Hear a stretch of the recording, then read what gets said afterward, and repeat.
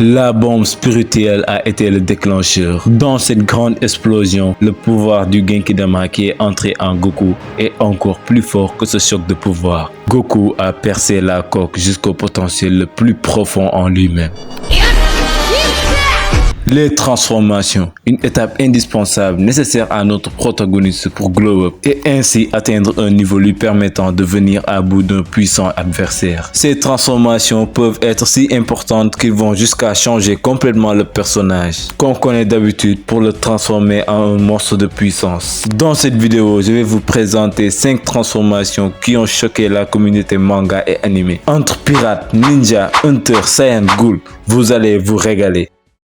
Le Super Saiyan 3 ou Super Saiyajin Suri est la troisième transformation de Goku, résultat de nombreuses années d'entraînement dans l'au-delà. On voit ses cheveux pousser énormément et puis il n'a plus de sourcils. C'est complètement inutile mais je le dis quand même. Goku utilisera cette transformation où il est 400 fois plus fort que sous sa forme originelle pour affronter Boo et ainsi gagner du temps pour permettre à Trunks de récupérer le Dragon Radar. Il dominera complètement Boo mais se retirera du combat lorsque Trunks sera fin prêt. D'après lui, c'est parce qu'il veut laisser l'occasion à Trunks et Son Goten de vaincre Boo. Bon, s'il le dit, cette transformation m'a particulièrement impacté et donc je me devais de la mettre dans cette vidéo. Naruto mode Ashura. L'une des transformations les plus puissantes de Naruto, si ce n'est la plus puissante si on retire le mode Baryon.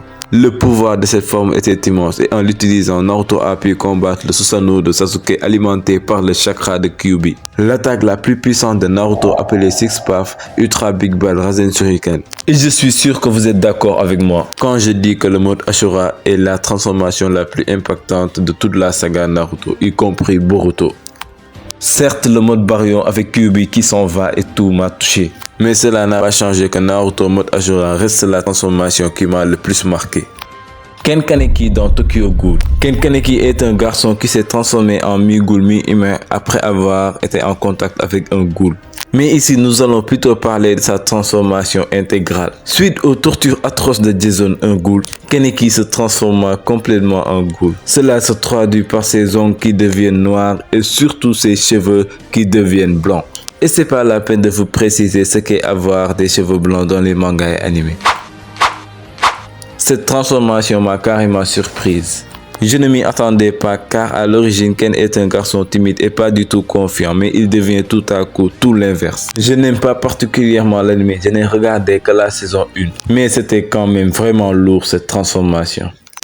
Gon vs Neferopito. Nous sommes à NGL. Gon, Killua et Kaito cherchent l'origine de ces mystérieux fourmis chimères. Mais ils sont interceptés par Neferopito, une membre de la garde royale. Malheureusement, Kaito fut capturé par Pito durant cette altercation et Gon et Killua ont dû se replier jurant de revenir sauver leurs compagnons. Cependant, ce que Gon ne savait pas, c'est que Neferopito a utilisé atrocement Kaito comme un jouet pour ensuite le tuer froidement. Ainsi, Gon, à son retour à NGL, se rendit compte que Kaito n'était plus lui-même, Pito l'avait transformé en un pantin sans humanité. Cela le mit dans une énorme colère qui le rongea jusqu'à le transformer en un monstre de puissance. En effet, Gon avait sacrifié son naine pour obtenir la puissance qu'il aurait dû avoir dans 10 ans. Sans Killua, il ne serait plus de ce monde. Cette transformation était tout bonnement insane. Je n'aurais jamais pensé que Gon pouvait être si violent et cruel.